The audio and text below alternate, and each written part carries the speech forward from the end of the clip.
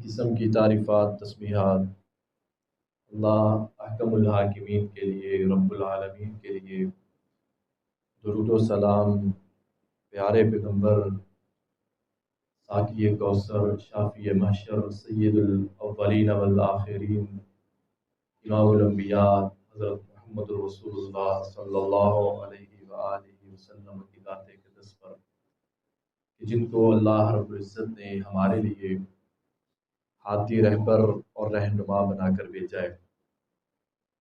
وَذَلِكُمْ ظَنُّكُمُ الَّذِي بِرَبِّكُمْ، اللہ رب العالمین نے قرآن مجید کے اندر ایک قوم کو ہلاک کیا تو ان کا تذکرہ اس انداز سے کیا، وَذَلِكُمْ ظَنُّكُمُ الَّذِي بِرَبِّكُمْ، وَذَلِكُمْ یہ تم کو ہلاک کرنا جو ہے اس وجہ سے ہے کہ ظنکم الذی بربکم، کہ تمہارا اپنے پروردگار کے بارے میں گمان جو تھا وہ برا گمان تھا۔ ارداکم، اللہ تعالیٰ نے اس وجہ سے تم کو ہلاک کیا ہے کہ تم اپنے خالق کے بارے میں، پیدا کرنے والے کے بارے میں برا گمان رکھا کرتے تھے۔ فاصبحتم من الخاسرین، اس وجہ سے تم خسارہ اٹھانے والوں میں سے ہو گئے۔ عزیز بھائیو، قرآن و حدیث سے جو بات اور جو سبق ملتا ہے بہت عظیم جو ہے وہ یہ ہے کہ انسان کے جو الفاظ ہوتے ہیں،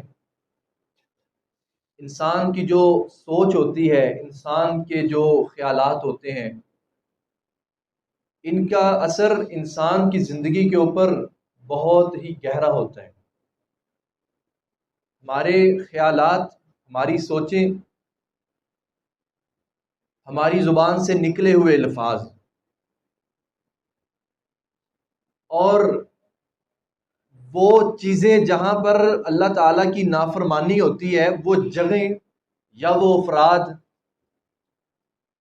جن کو ہم چھوڑنے کے لیے تیار نہیں ہوتے، ان چیزوں کا انسان کی زندگی کے اوپر اثر جو ہے وہ بہت گہرا ہوتا ہے۔ قرآن مجید کے اندر اس کی کئی ایک اللہ رب العالمین نے مثالیں بیان کی، اور دنیاوی لحاظ سے سوچا جائے، دیکھا جائے کہ جو ہمارے خیال ہیں، جو ہماری سوچ ہے، اس طرح کا سلوک دنیا کے اندر ہمارے ساتھ کیا جاتا ہے۔ مثال کے طور پر کچھ لوگوں کا کہنا ہوتا ہے کہ یہ جو موڑ ہے اس پر ہر روز کوئی نہ کوئی ایکسیڈنٹ ہوتا ہے، اس موڑ کے اوپر روزانہ کوئی نہ کوئی ایکسیڈنٹ ہوگا، کیونکہ ہمارے جو الفاظ ہیں یہ اتنا اثر رکھتے ہیں۔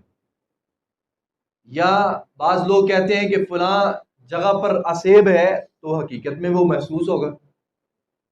یا دیہات کے اندر بعض لوگ کہتے ہیں کہ یہ نہر جو ہے ہر سال اس میں کوئی نہ کوئی انسان ڈوبتا ہے، تو ہر سال کوئی نہ کوئی انسان اس نہر میں ڈوبے گا۔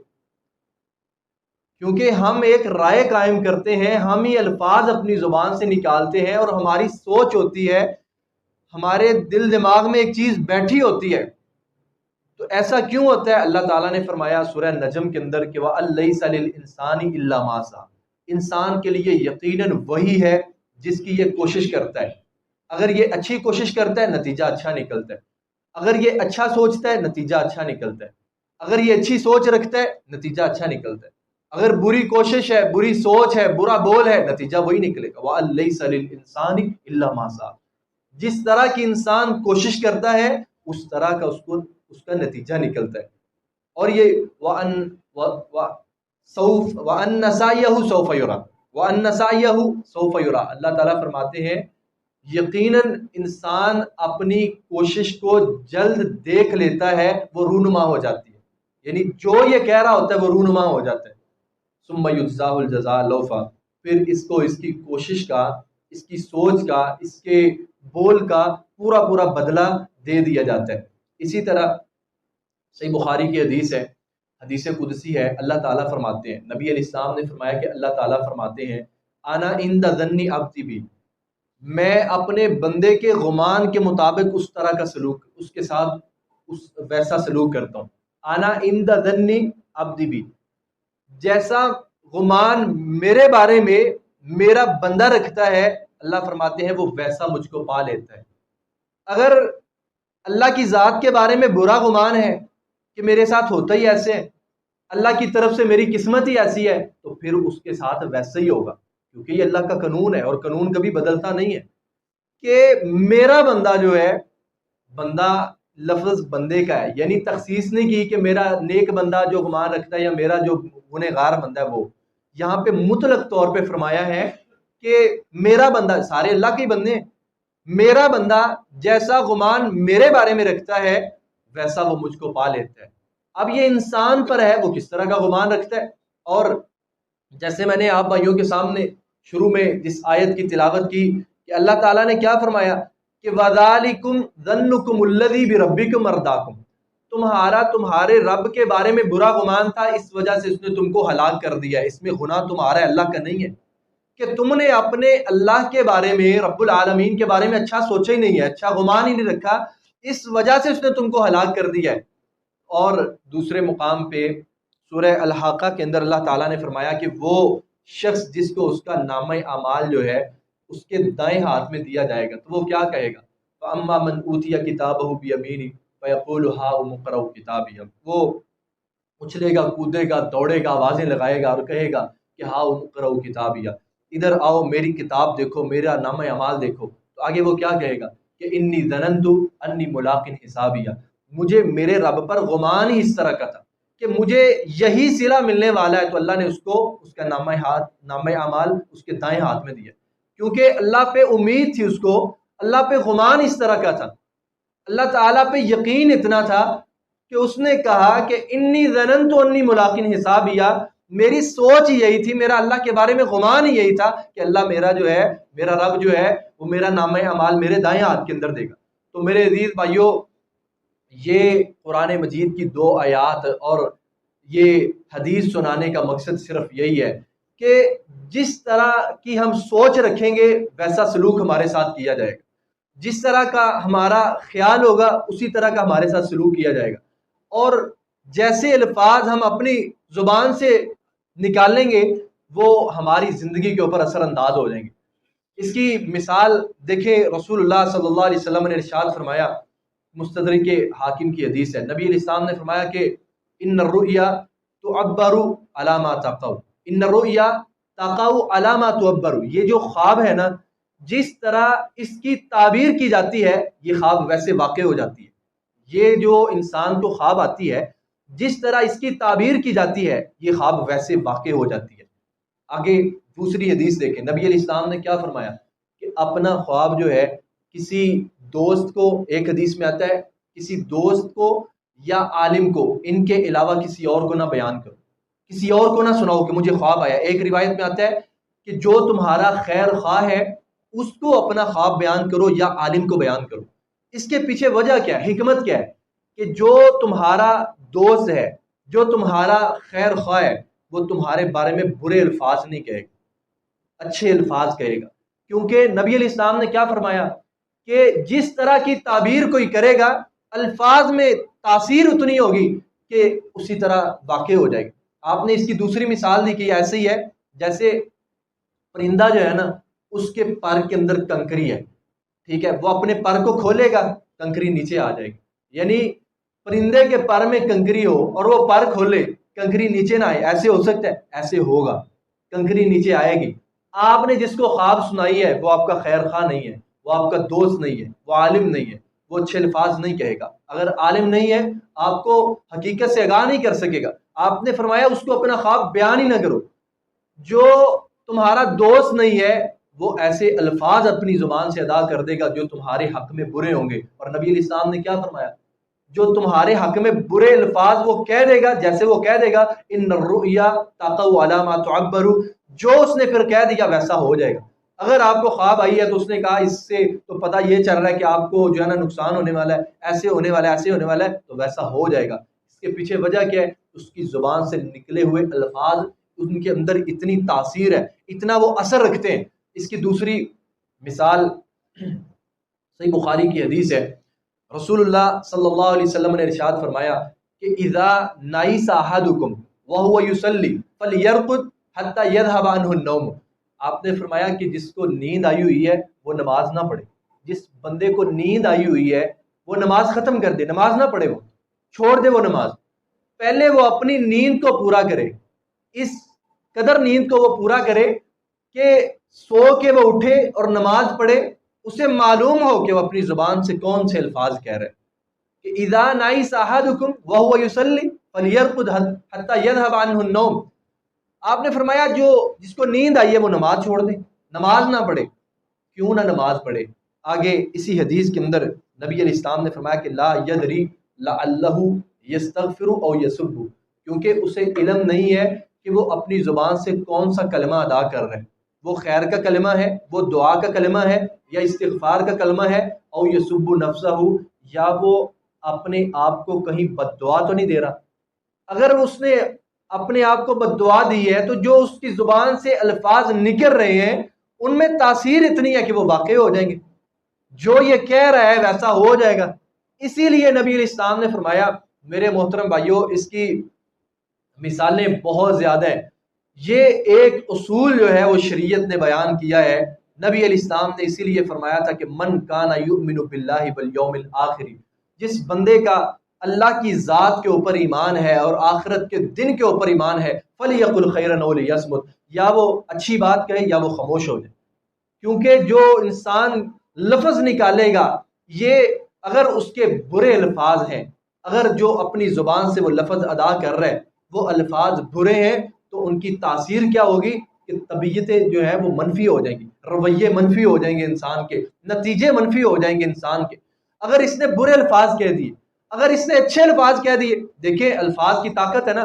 انسان ایک دوسرے کے آمنے سامنے بیٹھا ہوا ہے، کسی کو گالی نکالتا ہے، فوری طور پر وہ انسان نیلا پیلا ہو جاتا ہے. یہ صرف اور صرف الفاظ کی طاقت ہے. وہ اس کا جانی دشمن بن جاتا ہے، اس کو قتل کرنے پہ آ جاتا ہے. یہ صرف اور صرف الفاظ کی حد تک ہے. اس دنیا کے اندر سب سے زیادہ اگر کسی چیز کے اندر طاقت اور قوت ہے وہ الفاظ کے اندر ہے. اسی لیے شریعت نے کہا تھا کہ اپنی زبان سے اگر ایمان والے ہو تو خیر کے الفاظ نکالنا. اگر اللہ کو مانتے ہو اور قیامت کے دن کو مانتے ہو تو اپنی زبان سے وہ الفاظ ادا کرنا جو خیر کے کلمات ہیں، جو اچھے کلمات ہیں، وغیرہ اولیسمت، وغیرہ خاموش رہنا.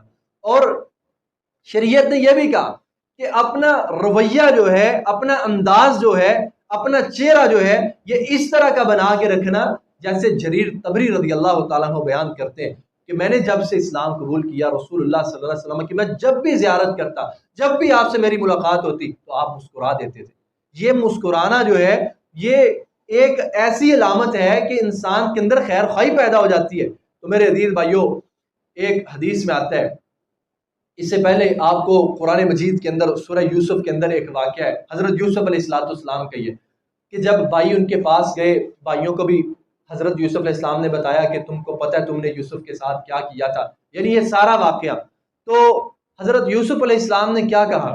حضرت یوسف علیہ السلام نے کہا کہ میری یہ جو قمیض ہے نا، اذهبوا بقمیصی ھذا فالقوه علی وجه ابی یاتی بصیرا واتونی باہلکم اجمعین. حضرت یوسف علیہ السلام نے اپنے بھائیوں کو کہا کہ میری یہ جو قمیض ہے نا، یہ اپنے گھر میں لے جاؤ، گھر میں لے جاؤ اور ابو کے چہرے کے اوپر یہ قمیض لگانا. اللہ تعالیٰ ابو کو جو ہے نا وہ بینائی عطا کر دیں گے، وہ دیکھنے والے بن جائیں گے. اب یہ قرآن مجید کی آیات ہیں، یہاں پہ بات ہو رہی ہے، یعنی حضرت یوسف علیہ السلام نے ایک اچھی بات کہی ہے کہ تھے تو وہ اللہ کے نبی، کہ اذهبوا بقمیصی ھذا، یہ میری قمیض لے جاؤ آپ، اور فالقوه علی وجه ابی، ابا جان کے چہرے کے اوپر جا کر لگانا. اب دیکھیں الفاظ کی طاقت اتنی ہوتی ہے کہ جو چیز انسان کو نظر نہیں آ رہی ہوتی وہاں تک الفاظ کی طاقت پہنچ جاتی ہے، وہاں تک الفاظ کی طاقت پہنچ جاتی ہے. اللہ تعالیٰ نے فرمایا وَلَمَّا فَصَلَتِ الْعِيرُ، جب حضرت یوسف سے قافلہ جدا ہوا تھا تو ادھر کہاں یعقوب علیہ السلام اپنے گھر میں بیٹھے ہوئے کیا بات کرتے ہیں؟ کہتے ہیں انی لَأَجِدُ رِیحَ یوسف، آج مجھے یوسف کی خوشبو آ رہی ہے. یہ الفاظ کی طاقت ہے جس کو اللہ نے بیان کیا ہے. کیا کسی نے بتا دیا تھا ان کو کہ حضرت یوسف جو ہے وہ آپ کو ملنے والے ہیں؟ صرف انہوں نے اتنی بات کہی تھی کہ میری قمیض لے جاؤ، ابا جان کے چہرے پہ جا کے ڈالنا. تو اللہ تعالیٰ نے ساتھ دوسری آیت میں فرمایا کہ ولما فصلت العیر، جب قافلہ حضرت یوسف سے جدا ہوا تو حضرت یعقوب علیہ السلام نے کہا کہ انی لاجد ریح یوسف لولا ان تفندون، اگر تم مجھ کو تم خراب عقل والا نہ کہو تو آج مجھے یوسف کی خوشبو آ رہی ہے۔ تو بیٹوں نے کیا کہا کہ تاللہ انک لفی ضلالک القدیم، ابا جان کیسی گمراہ باتیں کرتے رہتے ہو آپ، تب تذکر یوسف حتی تکون حردا او تکون من الحالکین، تم حضرت یوسف کو ایسے یاد کرتے رہو گے حتیٰ کہ تم ہلاک ہو جاؤ گے۔ یہ قرآن مجید کے آیت کے جو ہے نا وہ آیت کا ترجمہ ہے کہ تم ایسے یاد کرتے رہو گے۔ مگر حضرت یوسف علیہ السلام نے اچھی بات کہی، اپنی قمیص دے کر بھیجا۔ جب قافلہ حضرت یعقوب علیہ السلام کے پاس آیا، ان کے چہرے کے اوپر قمیص کو لگایا، اللہ تعالیٰ نے بینائی لوٹا دی، تو انہوں نے پھر کیا کہا تھا کہ انی اعلم من اللہ ما لا تعلمون، جو اللہ نے مجھے علم عطا کیا ہے وہ تمہارے پاس نہیں ہے، کہ تم مجھے بہکا ہوا گمراہ اور پتہ نہیں کیا کیا کہتے تھے، مگر فصبر جمیل، کتنے پیارے الفاظ بولے تھے نا میں نے جب یوسف گم ہوا تھا، تو میں نے کیا کہا تھا فصبر جمیل۔ وہ الفاظ کی طاقت یہ تھی کہ دیکھو آج اللہ نے بینائی بھی لوٹا دی ہے اور میرا یوسف بھی لوٹا دی ہے۔ میرے محترم بھائیوں، یہ مثال ہے۔ دوسری مثال دیکھیں، الفاظ کی بات ہو رہی ہے کہ آپ کی زبان سے جو کلمہ نکل رہا ہے اس کی طاقت اتنی ہے کہ اس کا اثر مردہ انسان تک پہنچ جاتا ہے۔ ایک انسان مر چکا ہے، اس جہان سے اس کا تعلق ختم ہو چکا ہے، مگر آپ کے منہ سے نکلا ہوا کلمہ جو ہے، جملہ جو ہے، ایک مردہ انسان کے اوپر اثر کر رہا ہوتا ہے۔ کیا کبھی ہم نے یہ سوچا ہے؟ صحیح بخاری کے اندر یہ واقعہ ہے، نبی علیہ السلام صحابہ کرام رضوان اللہ علیہ مجمعین کے ساتھ تشریف فرما تھے، آپ کے پاس سے ایک جنازہ گزرتا ہے، تو لوگ باتیں کرنے لگے کہ یہ اچھا انسان تھا، یہ متقی انسان تھا، یہ نیک انسان تھا، تو نبی علیہ السلام نے فرمایا کہ وجب۔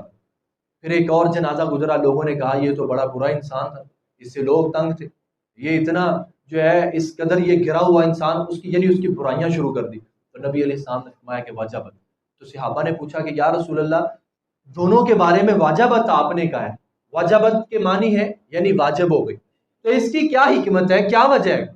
اس کے بارے میں بھی واجبت کہا، اس کے بارے میں بھی واجبت کہا، تو آپ نے فرمایا کہ پہلے کے بارے میں جب تم گواہی دے رہے تھے یہ نیک انسان ہے، یہ اچھا انسان ہے، یہ خیر خواہ انسان ہے، فرشتوں نے وہ بات لکھی تو اللہ نے اس کے لیے ان کی گواہیوں کو دیکھ کر جنت واجب کر دی۔ اور جب تم دوسرے کے بارے میں یہ کلمات کہہ رہے تھے نا، یہ برا انسان ہے، یہ اس طرح کا ہے، یہ غلیظ ہے، اس سے فلاں تنگ تھا، اس سے فلاں تنگ تھا، تو تمہاری باتیں، تمہارے الفاظ فرشتے لکھ رہے تھے، وہ گواہیاں ڈال رہی تھی، تو اللہ نے اس کو جو ہے نا جہنم میں داخل کر دیا۔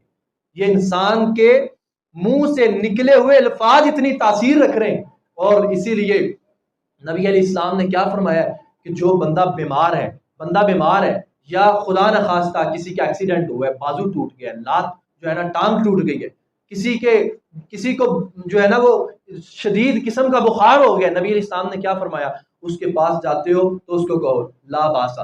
لا باسا کا مطلب کیا ہے؟ یعنی کوئی حرج نہیں، ہم جس کو عرف عام میں کیا کہتے ہیں، کوئی ٹینشن والی بات ہی نہیں ہے، یعنی ہماری عقل تو تسلیم ہی نہیں کرتی۔ نبی علیہ السلام کیا سبق دے رہے ہیں کہ جو بندہ بیمار ہے یا مصیبت میں جھگڑا ہوا ہے، بیماری کے اندر جھگڑا ہوا ہے، اس کے پاس جا کر کیا کہو کہ لا باسا، کوئی غم کی بات ہی نہیں ہے، کوئی پریشانی کی بات ہی نہیں، لا باسا، کوئی ٹینشن والی بات نہیں ہے، طہور انشاءاللہ، یہ بیماری تم کو پاک کر دے گی۔ یہ دیکھیں یہ الفاظ کی طاقت ہوتی ہے، یہی رسول اللہ صلی اللہ علیہ وسلم نے درس دیا ہے۔ ایک بندہ فوت ہو گیا، آپ نے تعزیت پر جا کر صرف کیا کلمات کہنے ہیں کہ ان للہ ما اخذ وله ما آتا کل شیء عنده باجل مسمى فلتصبر ولتحتسب۔ یہی الفاظ میرے عزیز بھائیوں آپ کے سامنے چند اور مثالیں جو ہے میں بیان کر دیتا ہوں، وقت کم ہوتا ہے، ان مثالوں پر غور کر لیجئے گا۔ ایک شخص ہے اس جہان کے اندر ہے، اس عالم کے اندر ہے، ایک دنیا کا عالم ہے، ایک آخرت کا عالم ہے، مگر یاد رکھنا جو آپ کی زبان سے نکلے ہوئے الفاظ ہیں، آپ نے آخرت کو دیکھا تو نہیں ہے، ہم نے تو نہیں دیکھا آخرت کو، آپ نے جنت کو دیکھا ہے، جہنم کو دیکھا ہے، کسی نے نہیں نہ دیکھا، مگر زبان سے نکلے ہوئے الفاظ جو ہیں یہ اتنی طاقت رکھتے ہیں کہ اللہ کو علم ہے کہ اللہ نے جنت جہنم کے اندر کون سا سینسر لگایا ہوا ہے کہ وہاں تک انسان کے الفاظ پہنچ جاتے ہیں۔ بندہ اس دنیا کے اندر بات کر رہا ہوتا ہے، بندہ جو ہے وہ تاریکی کے اندر بات کرے، تنہائی کے اندر کرے، گہرائی کے اندر کرے، جدھر بھی بات کرے۔ جامع ترمذی کی حدیث ہے، نبی علیہ السلام نے ارشاد فرمایا کہ بندہ اللہ تعالیٰ سے ایک دن کے اندر 3 مرتبہ سوال کرتا ہے کہ اے اللہ مجھے جنت میں داخل کر دینا، اے اللہ مجھے جنت میں داخل کر دینا، اے اللہ مجھے جنت میں داخل کر دینا۔ آپ نے فرمایا جنت کہتی ہے کہ اے اللہ اس کو میرے اندر داخل کر دینا۔ جنت نے کہاں سے اس کے الفاظ سن لیے؟ یہ انسان کے الفاظ کی طاقت ہوتی ہے میرے محترم بھائیوں، اس کو سمجھنے کی کوشش کریں۔ اسی لیے اللہ تعالیٰ نے کہا وَلَا تَنَابَزُوا بِالْأَلْقَابِ، ایک دوسرے کو الٹے سیدھے نام لے کر اس طرح نہ پکارا کرو۔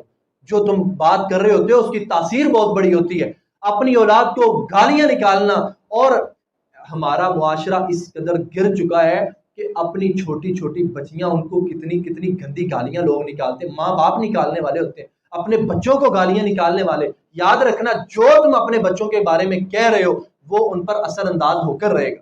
جو آپ کی زبان سے الفاظ نکل رہے ہیں، ادھر بندہ دنیا کے اندر کہہ رہا ہے اللہ مجھے جنت میں داخل کرنا، ادھر جنت جس کو اس نے دیکھا نہیں ہے، اس کے اللہ تو فرماتے ہیں کہ انسان کے دل پر اس کا تصور تک نہیں آیا ہے، تو وہ جنت اللہ سے جو ہے نا وہ التجا کر رہی ہوتی ہے کہ اے اللہ اس کو میرے اندر داخل کر دے۔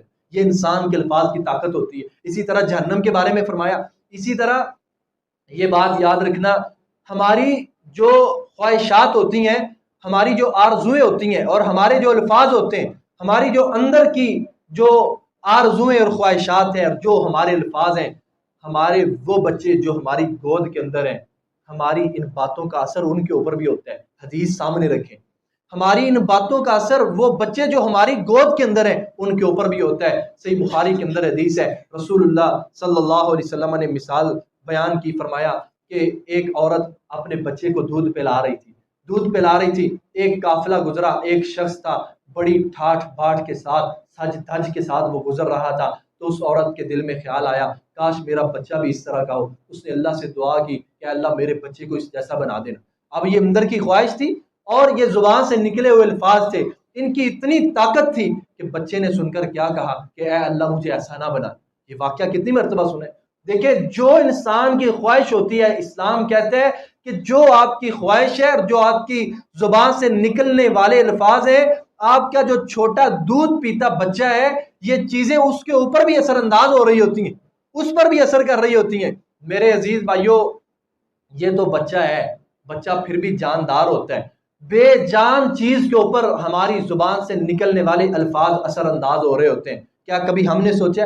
صحیح بخاری کے اندر حدیث ہے، یہ چیزیں تو ہمیں اسلام دے رہا ہے۔